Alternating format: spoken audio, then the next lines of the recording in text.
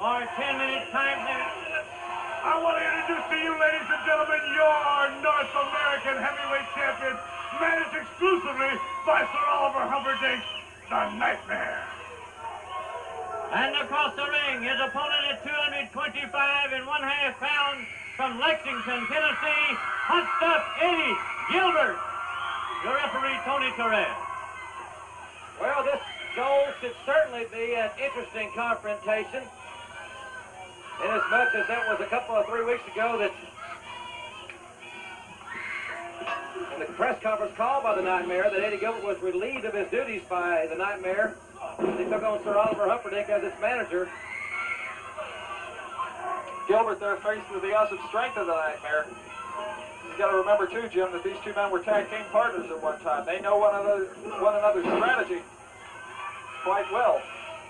Once again, the Nightmare using that awesome strength. And quite obviously, Eddie Gilbert's going to have to counter that strength situation with his speed and quickness, and he is a very quick and a very speedy young man. There is a good illustration of that. Jim, he's a great fundamental and technical wrestler as well. He's got the basics down. He's second-generation grappler, of course. The Nightmare fired Gilbert hard off into the ropes. Gilbert over.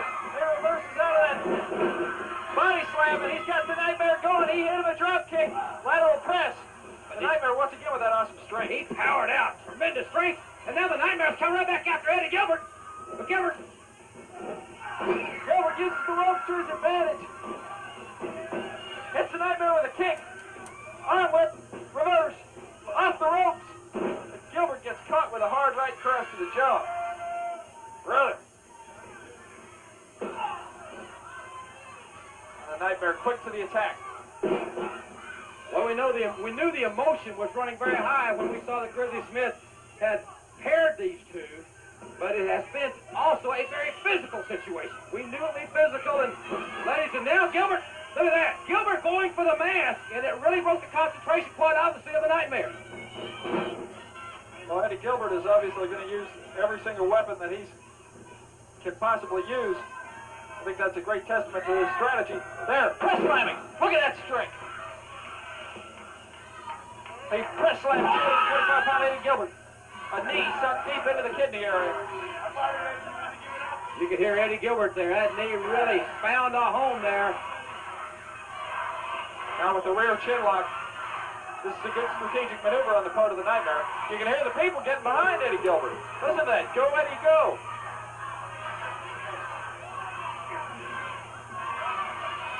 A quick change. I don't know if Eddie Gilbert is used to hearing the fans getting behind him. I'm sure it can't be hurting him at this point.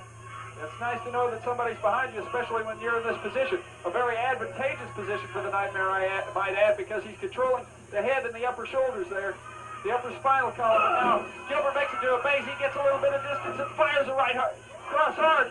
But the Nightmare counters with a couple of his own, and now Gilbert is staggering back into the turnbuckle once again. Hard arm whip into the turnbuckle. And Gilbert catches the Nightmare a little bit off guard.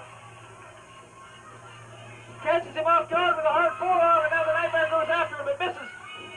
And Gilbert using that speed and agility, as he said before, Jim.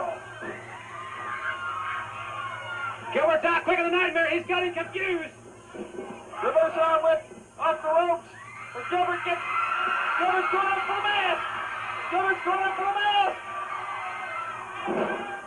The Nightmare once again with that strength. The Nightmare going to his tight. He's putting something in that mask, Joel. I saw it. He put something in that mask. And Gilbert blocked it, but it hurt his arm. Eddie Gilbert blocked it, and then a pile driver.